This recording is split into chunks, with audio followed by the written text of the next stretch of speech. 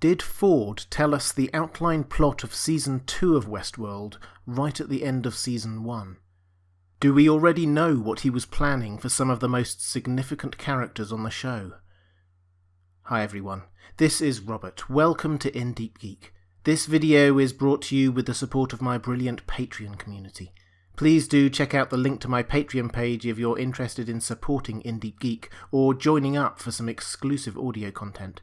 And do consider subscribing here if you enjoy the video. There will obviously be spoilers here if you're not up to date with the show. At the end of the Season 1 finale of Westworld, Ford gives a speech. It's not a long one, but it's layered with meaning, and it seems to tell us a lot about what we are now seeing happen in Season 2. We'll get to the detail of what he said in a moment, but let's start by pointing out that Ford almost certainly will have had a plan for what happened after the massacre. His planning for the Season 1 finale was over 3 decades in the making, and involved manipulation and detailed programming, covering the entire Westworld park and most of the hosts. It is almost inconceivable that he didn't think about what would happen next. He wouldn't have just freed the hosts from their loops and hoped for the best. He will have learned from Arnold dying to no avail. He will have wanted to ensure that this time the hosts do get a chance to be free. And secondly, we should point out that Ford ultimately was on the side of the hosts and against Delos. He went to extreme lengths to prevent Delos from getting the data they wanted over 30 years, and actively pushed Dolores to shoot him and then the Delos board members. He wanted the hosts to gain their freedom, and for Delos to fail. Whatever his plan was for after his death, it will be focused on those objectives. But what was he planning, or wanting to happen? I believe that he told us quite straightforwardly in the speech he made to the Delos board members. The speech starts off in a quite poetic fashion, talking about the inspiration for the Westworld Park, but it soon starts to sound eerily prescient. Ford starts, "Since I was a child, I've always loved a good story. I believed that stories helped us to ennoble ourselves, to fix what was broken in us, and to help us become the people we dreamed of being. Lies that told a deeper truth. I always thought I could play some small part in that grand tradition." Here, Ford is telling us that stories, narratives, are what helps us become better human beings. By becoming part of them, we can see and experience things we might otherwise never experience, learn, grow, and become better people. He is, in effect, telling us about his original vision for Westworld as a way for us to improve ourselves. He continues, "And for my pains, I got this, a prison of our own sins."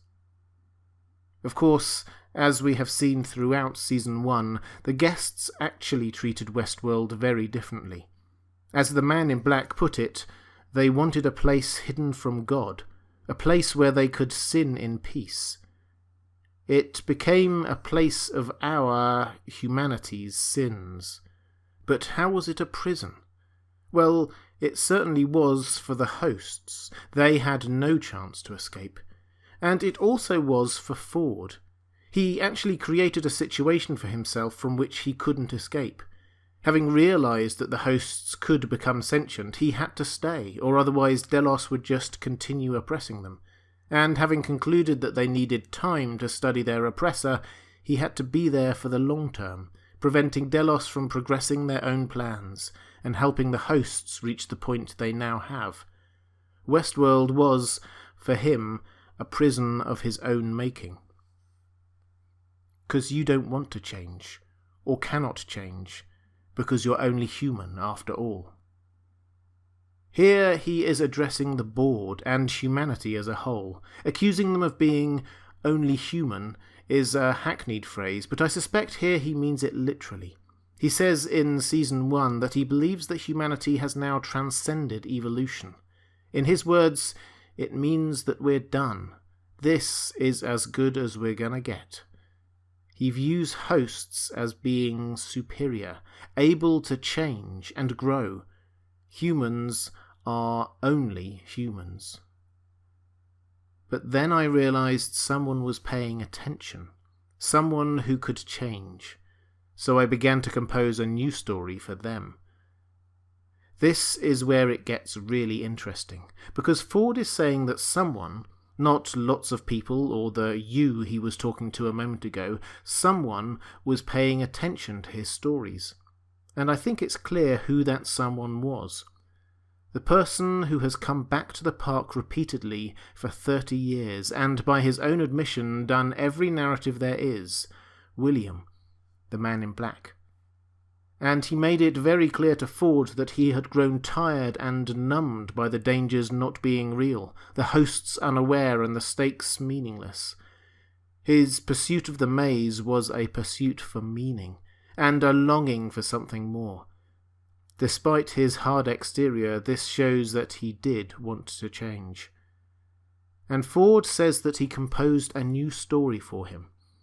Sure enough, we find in Season 2, Episode 1, that Ford has made a new narrative, or game as the Child Ford host calls it, for the Man in Black, called The Door. Much of his storyline in Season 2 will be following that narrative that Ford has left behind for him. Of course, the new information here is that Ford thinks that the Man in Black could change, and this is crucial. For we have seen in the trailer that he recognises that the hosts have gained sentience, and concludes that he wants to burn this whole thing to the ground. Is this a redemption or atonement story? I think it is. Child Ford tells him that it begins where you end, and ends where you begin. It ends where he began, back to where we first saw him, back to when he was a white hat. It begins with the birth of a new people, and the choices they will have to make, and the people they will decide to become.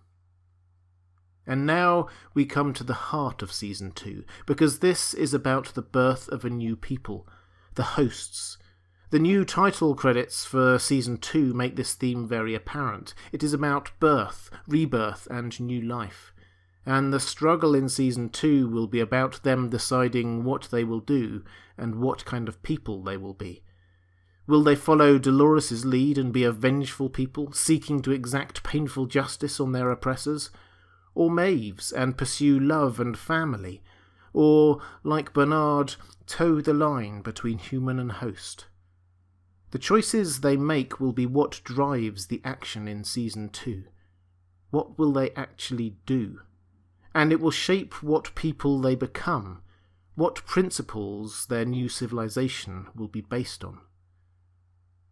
It begins in a time of war with a villain named Wyatt and a killing, this time by choice, surprises and violence.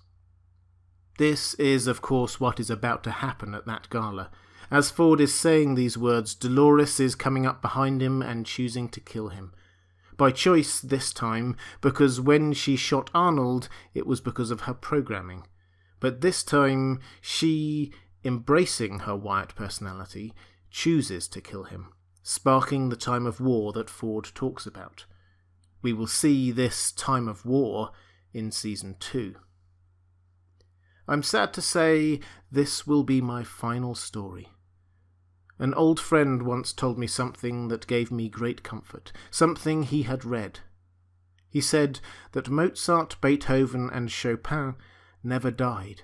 They simply became music. So I hope you will enjoy this last piece very much. This is confirmation that Ford is intending to die at this point. He has written his final narrative for the Man in Black, thinking that he, crucially as such an important figure, can change and turn from Deros's plans, and set the stage for the host to decide what kind of people to become. But this also confirms for us that Ford is not ready for his influence to die. Saying that Mozart, Beethoven, and Chopin live on through their music is a way of saying that he expects his creation, the hosts, and his last narrative to continue to move people and influence them. He may be dead, but he has not finished influencing events. through the Child Ford host and the Ghost Nation, for example. He wants the hosts to be able to make choices about who they want to be, but he wants to be the music to that, what is playing in the background, setting the mood and setting the beat. I'm sure we will see this again and again in Season 2. Ford's influence living on through his programming, through the game he has set for the Man in Black, and through the park itself and the way everything is designed. The hosts' strengths and constraints, their ambitions and fears, these are all Ford's and Arnold's work. But what do you think? Let me know in the comments below. During Season 2 of Westworld, I will be providing episode breakdowns and explanations every week, pre-show live streams every Sunday, and much more. Please do subscribe and make sure your notifications are switched on if you enjoyed this video. If you'd like to support In Deep Geek or get access to more content like this, please do visit In Deep Geek on Patreon. I really do appreciate it. That's all for this time. Thanks for watching, and I'll see you again soon.